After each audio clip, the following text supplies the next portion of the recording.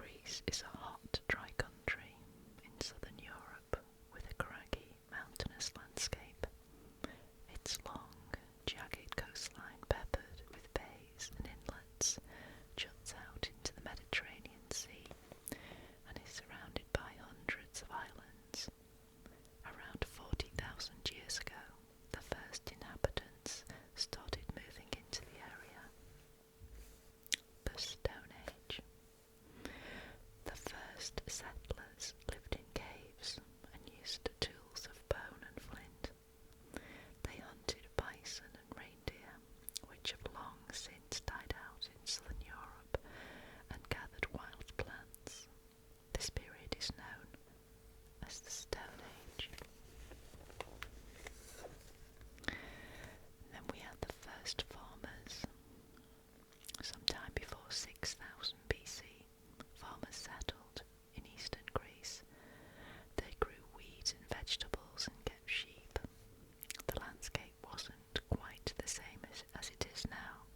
It was much more wooded, and the only good farming land was in narrow valleys and coastal plains, so people relied on fishing for extra food.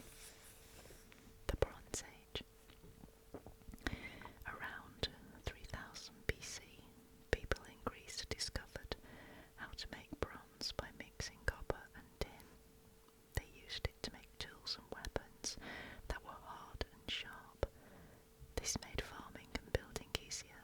This period, from around 3000 BC to 1100 BC, is known as the Bronze Age. The first towns. As farmers became more efficient, many of them grew more food than their families could eat. This extra food could be exchanged for other goods, such as tools or pottery. Some people began to make a living as craftsmen, making objects instead of farming. The population increased, and some villages grew into towns.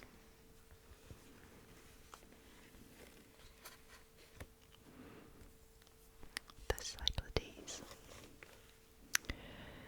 Archaeologists have identified a thriving culture on the Cyclades Islands from about 2600 to 2000 BC.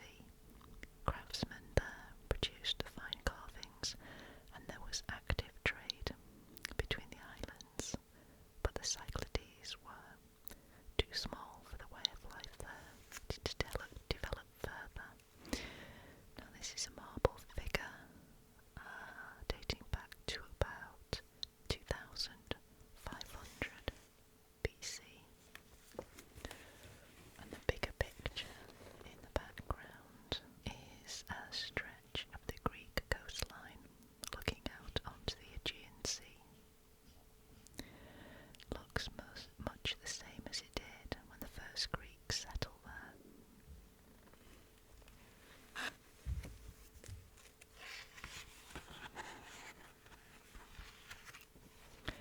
The Minoans.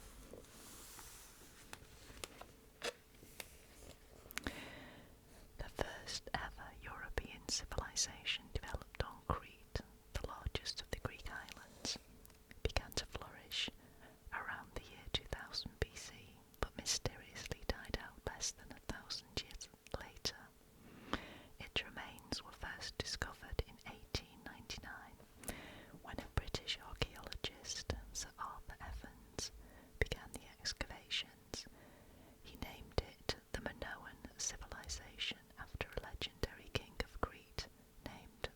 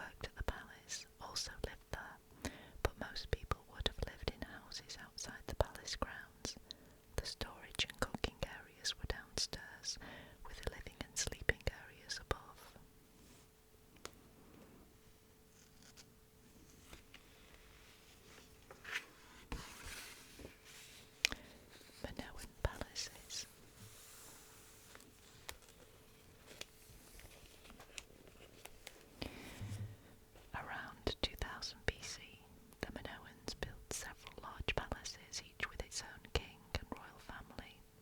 These remained the focus of their communities and their way of life until around 1700 BC, when disaster struck the island and the palaces were destroyed by a series of earthquakes. The Minoans remained undeterred, however, and built new, even grander palaces right on top of the ruins of the older ones. Knossos. The largest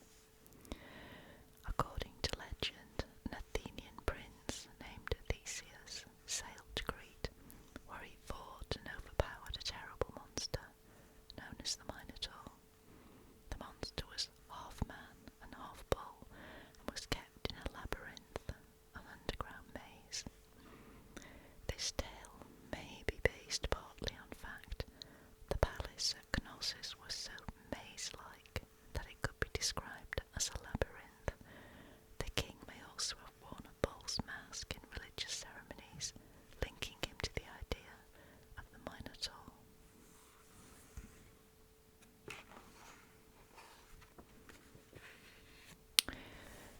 Explosions and invasions. Around 1600 BC, the once golden age of Minoan culture went into decline. Although we don't know exactly why this happened, it seems that Crete suffered a series of natural disasters which must have contributed.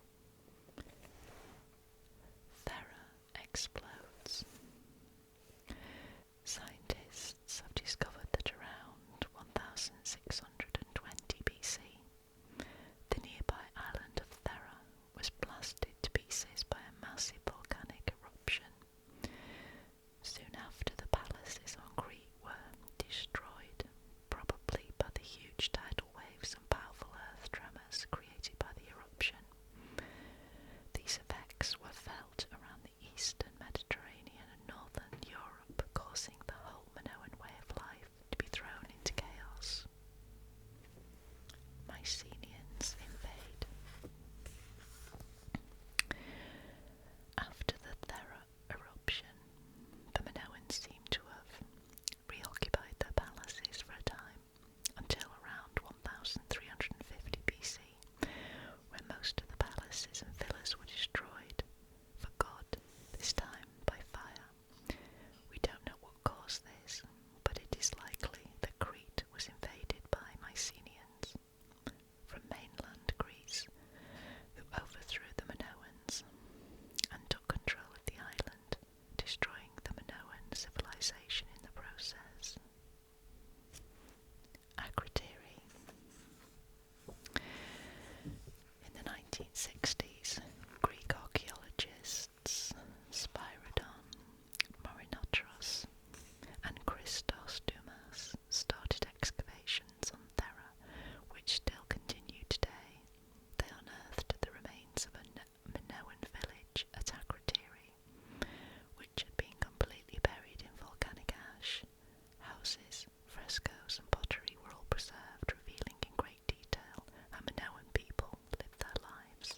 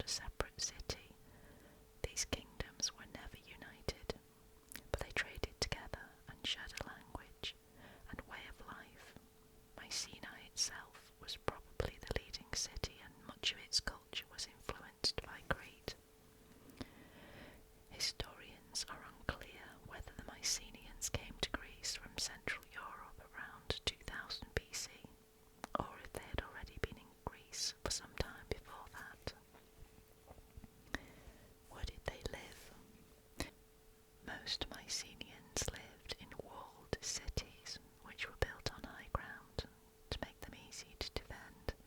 The important buildings were situated in the Acropolis, meaning high city in Greek, on top of the hill.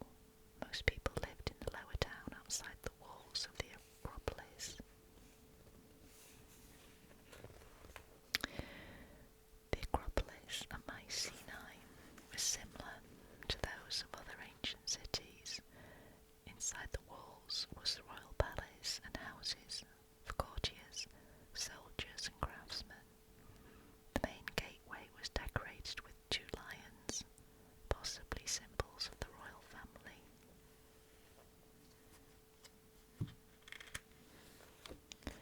Mycenaean palace life. The royal palace at Mycenaean was made up of several brightly painted buildings, often with more than one floor, arranged around a vast central courtyard. A Mycenaean palace was far more than just a royal residence. It was the military headquarters, an administrative base and a workplace for craftsmen. Palace life revolved around a large hall called a megaron, where the king held court and conducted state business. Mycenaean script. The Mycenaeans adapted Minoan forms of writing to devise their own script, which we call Linear B. Archaeologists have unearthed thousands of Linear B tablets, which they have been able to decipher because the Mycenaeans spoke an early form of Greek. Most of the tablets contain lists of livestock, farming produce and craft items, as well as details of palace officials and their tasks. These lists provide a valuable insight into Mycenaean life, but not their history.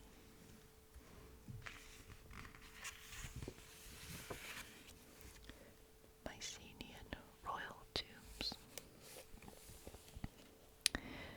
In 1876, a German businessman and passionate amateur archaeologist named Heinrich Schliemann made an exciting discovery at Mycenaean.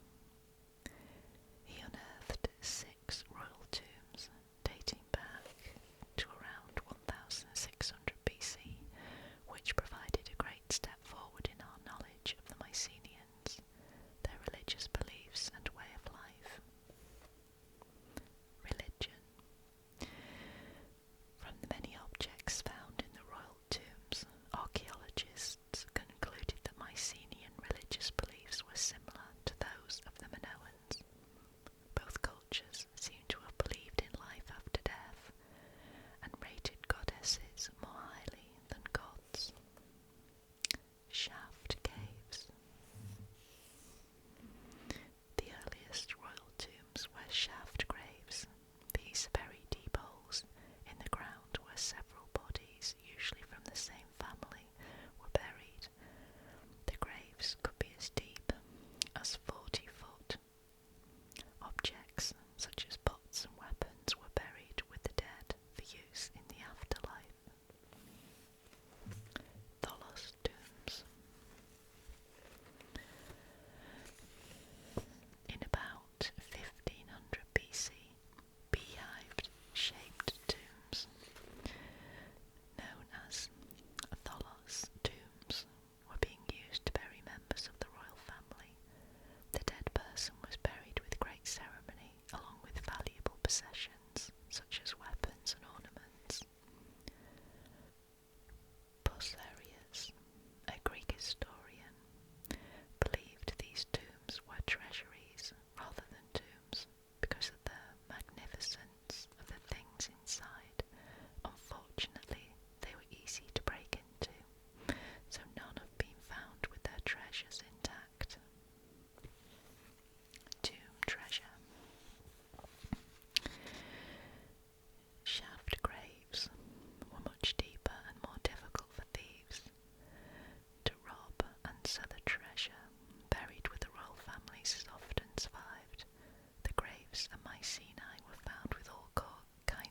precious things.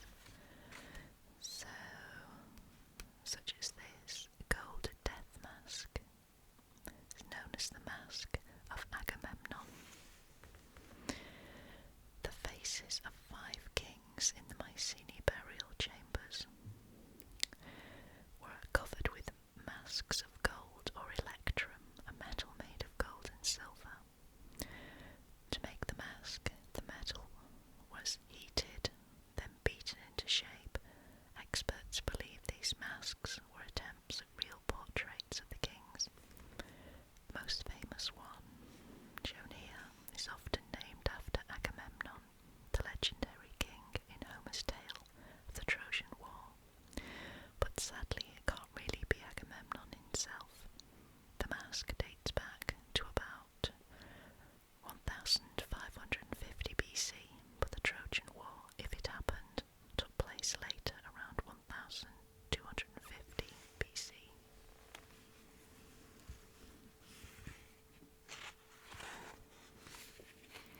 Warriors and traders.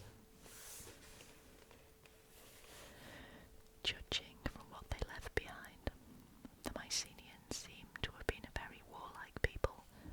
Archaeologists have dug up masses of weapons and images of war and battle scenes. Warrior kings. The king of a Mycenaean city was expected to be a warrior too. He had to look after his soldiers and to supply them with food, housing, land and slaves. This was arranged by officials in the palace where many of the soldiers lived. In battle, kings and nobles wore helmets and protective clothing made of bronze. Ordinary soldiers just wore the leather tunics. And this is an example here.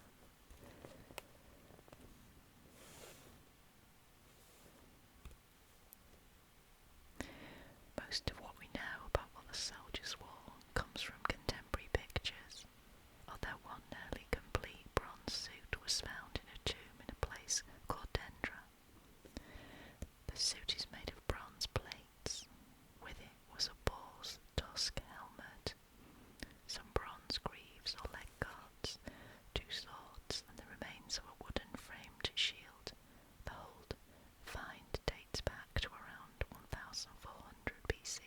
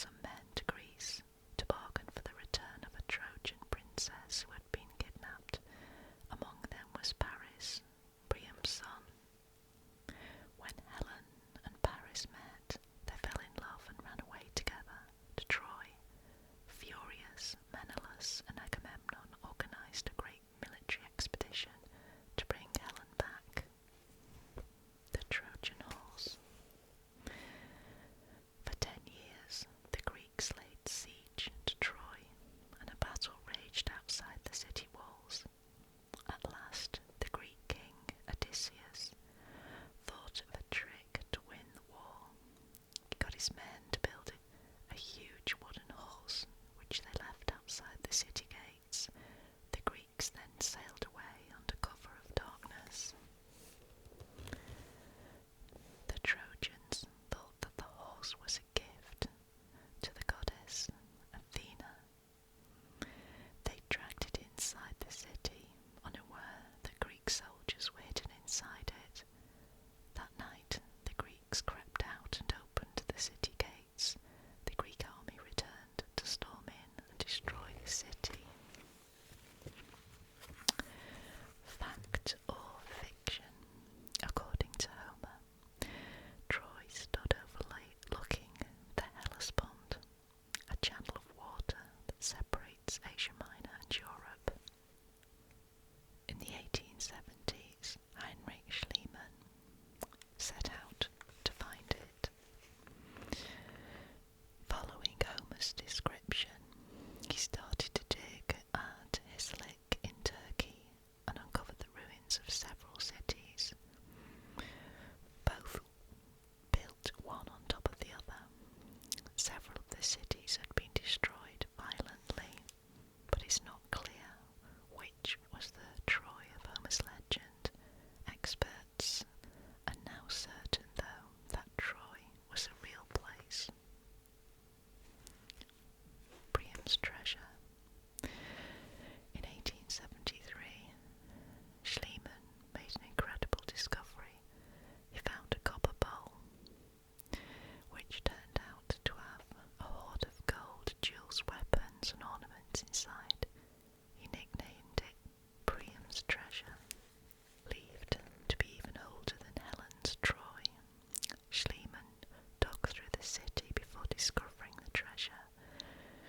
This remarkable find revealed much about ancient metalworking, but was lost at the end of World War II. It has recently resurfaced in Russia. Excavation of the site still continues, especially in the remains of the lower city.